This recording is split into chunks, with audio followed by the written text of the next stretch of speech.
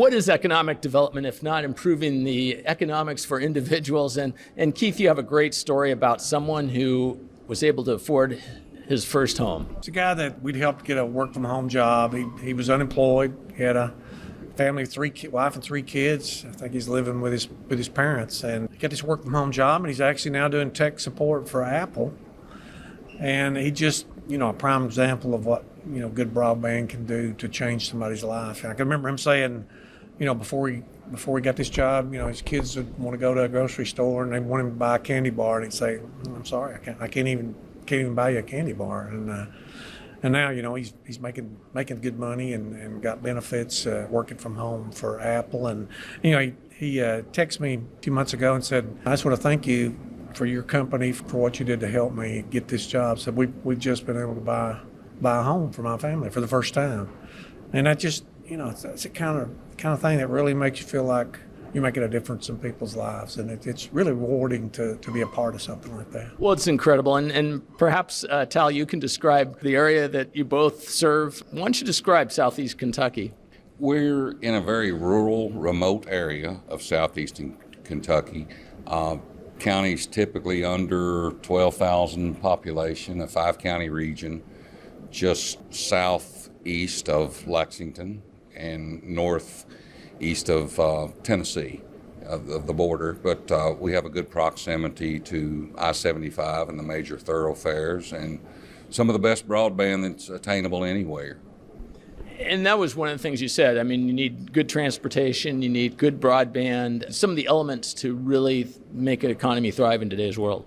Absolutely. We've also been very fortunate to tag along with a Team Kentucky effort in the state's Cabinet for Economic Development efforts that have risen exponentially in the last 5, 6, 8 years. And we're very, very, very fortunate to be a part of that. Keith, you mentioned something in your presentation about you kind of fell into the economic development, but you did that by doing some really cool things like the virtual telehealth center and the teleworks program. Maybe you can touch upon some of those and when you started those. Yeah, we actually were named a Smart Rural Community back in 2014. As part of that, we were fortunate enough to get invited to go to the White House, and we went to the White House as part of a Rural Health Summit. And when we came out of that visit, there was talk of doing a pilot project for veterans health care. And so we agreed to be the pilot for that, and we were able to get a broadband. Of course, we already did free gigabit to our public library. We're good partners with them. So they gave some room in their library to set up and redecorate, and made a little spot where veterans could go. And instead of having to drive all day back and forth to Lexington, they could get telehealth from McKee, from the library there, and nobody would know what they're doing. And we just started this virtual living room thing that there's been several of them across the country, but I think we had the very first one through this program. Work from home jobs has just been something we realized when we got this gigabit to every single home and business in our community, and countywide, 2 counties. Go, what can we do with it? How can we make our lives better? And so we partnered with a workforce development entity there in Kentucky, and we gave them a place, some free internet. The county donated some property. The electric cooperative contributed. We just partnered with some different entities to try to set up a hub to train some folks to work from home jobs, and that just that really grew quickly. You get the right people in place to do the training, get the relationships with these companies that do that kind of work. And it was just, it's amazing. I think we had about 800 jobs in my county in about a 5-year period, and the other county that we serve all of, another 400. So we had about 1,200 jobs in about a 5 or 6 year period. And as we built out into other counties, they had 400 or 500 jobs as well. And these telework hubs just were, it was amazing how that grew. If you got a factory in a place that's got 800 or 400 jobs, just imagine the impact. And, these people were doing, good paying jobs with benefits and never having to leave their home. Being a hub, is it physically a place they'd go to, or this would be at their house? The hub was more for training. The jobs were at their home. Now, there were a few that didn't have internet and couldn't even afford it because they didn't have a job that started work at the hub as soon as they made enough money to move their home. We actually offer some programs to help them with free internet for 3 months and free installation and some things like that as well. But then when the pandemic hit, the hubs sort of all closed and all the training went virtual. And the program sort of changed a little bit, but the jobs are still out there. There's still people are getting these good paying jobs. And it's, all name brand companies all around the country, from Amazon to Apple to Hilton to, I could go on and on, but. Well, Intel, you made an interesting point about that the fact now you're not dependent on one employer. Yeah, we have such a resilient model of the invisible factory that I call it, that's never going to be completely gone. It's going to grow by association and experience from those positive experiences that those employers are experiencing now. And in fact, it does. It's continuing to grow. And the PRTC footprint continues to grow as well. The neighboring counties, keep wanting, hey, let's get that PRTC broadband like so-and-so's got, or my brother-in-law's got, over in the next county. And, it's definitely contributed to the success.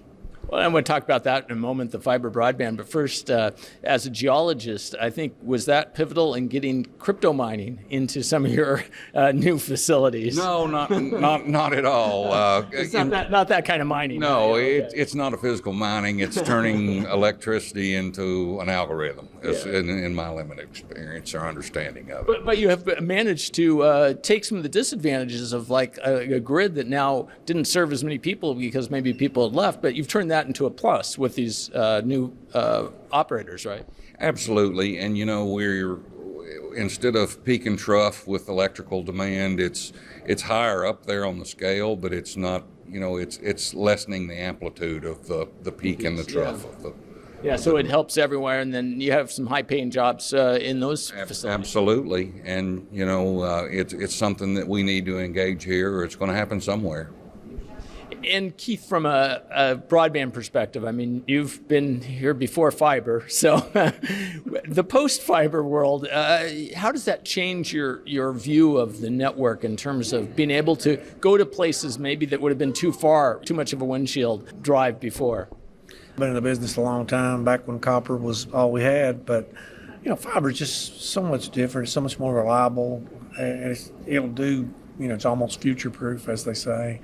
And we're finding that our surrounding counties, still a lot of them, their rural parts are still served by copper. We've been able to go out through USDA, through Reconnect or Community Connect, or even a little RDOF, and to get some combination grant loans and be able to make a business case to build out and we're building out into 5 counties right now outside our normal incumbent telephone area back in the beginning. So we're definitely expanding, and we're just a small company with 52 employees, and we're trying to make our company grow, but we're also trying to help people of Eastern Kentucky have the broadband they deserve.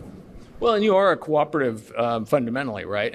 When you expand, is that part of the cooperative? Is it a CLEC? Or? Right now, when we expand, we're CLECing and using a subsidiary name, People's Telecom versus PRTC. But to be honest with you, when we market, we found that we just market it as PRTC. They don't know the difference. Their bill comes in that other company's name, but they don't really care as long as they get good broadband. But the cooperative stays with the original company as of right now. Does that help unify your brand? Have you been using that across these communities? We have. The gig certified and the smart rural community, one of the communities that we've selected into wanted that. They really desired that, so we made a big deal, and we had a big press event to put a bunch of signs up, and we're big believers in road signs, so we got road signs everywhere saying smart rural community and gig certified. And does that help you tell from a recruitment perspective to be able to say, hey, we're a smart rural community? It's probably the single most important factor that the quality job market employer looks for now. If it's techie or if it's something that involves anything above base human labor, it's going to require broadband.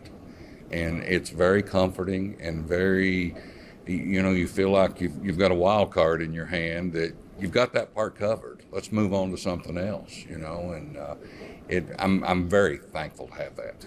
Well, another area that needs broadband are home share type applications. And you had an interesting study, I guess, just in your 5-county area of how many of those units there are. Yeah, I was trying to be generic. Airbnb. Yeah, you lost me with the home study. I called it home share. I have no idea if that's a term. Because I think the numbers you quoted were just one county. The numbers I quoted were just one county, Jackson County, with their Airbnb presence in regard to facilities and rooms. And I think we were like 58 to 60 facilities and 255 rooms. Now, our neighboring county, which is one of the original PRTC footprint counties, Owsley County, has a huge amount of them as well. But I unfortunately don't have those exact numbers.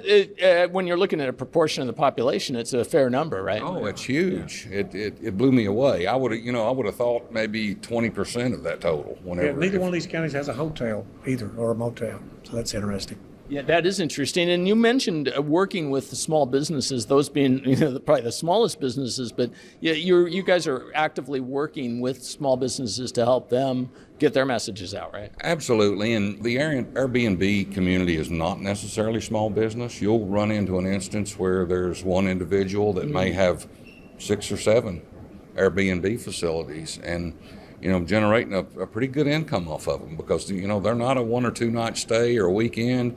He's getting people that are staying a couple of months. And he needs someone to maintain those and clean them and so forth, right? Absolutely. It's that overall subsequent jobs effect, He's got a team of people that clean these Airbnbs. So I imagine you work also closely with any regional tourism type bureaus. Well, tourism has been a wonderful blessing as well. We have a large rock climbing interest in our area as well. And of course, the Red River Gorge area is just to the east of us.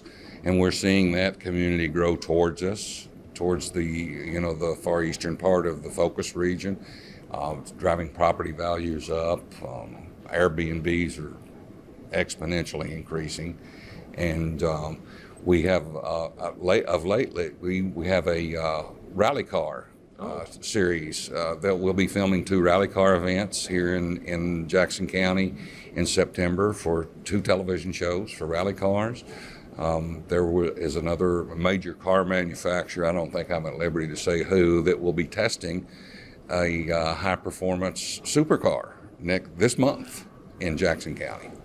That's very cool. And it takes me back to one of the other anecdotes, Keith, when you mentioned the rock climbing. I believe this might have been in that article, and was it in the New Yorker, that you mentioned that they came to town writing an article about you. Why don't you kind of go through that and then what it led to in a coffee shop a couple of years later? Yeah, well, we had this writer from the New Yorker call, and she was doing a story about how bad her broadband was up in Vermont where she lived, and she'd heard we had good broadband, so she wanted to write a story. And I invited her to come down. She spent 2.5 days with us, and people in Eastern Kentucky are pretty skeptical of New Yorkers when they write stories about them because typically they are not positive. But we had a little conversation about that, and she assured me, this was going to not be about some of the negatives you might be able to find in Eastern Kentucky or anywhere else. And so the article, was very positive. It was great. It was great publicity for our company, for our area, and it told some great stories. And then, later on, probably a year or 2 later, I was down at the post office there in McKee getting my mail. A guy walks up to me and says, "Can you tell me where this PRTC office is?" And I'm like, "Yeah, we're just about a mile up the road. And if you don't mind me asking, did you just move in here?" Because I didn't recognize him, and we know everybody in these small towns. He's like, "Yeah, my wife and I just moved down here from New Jersey. We work in cybersecurity, and we're just looking for your office to get hooked up with broadband. We hear it's pretty good." And I said, "Well, how did you end up buying property here in Eastern Kentucky? Well, how'd you hear about us?" He said, "I read about you in the New Yorker." So pretty cool. I thought that was pretty interesting, and something else positive came out of the New Yorker story. Oh, that's a really cool way to kind of summarize the impact you're having on your communities, both of you. So I really appreciate your time and thank you. Thank you.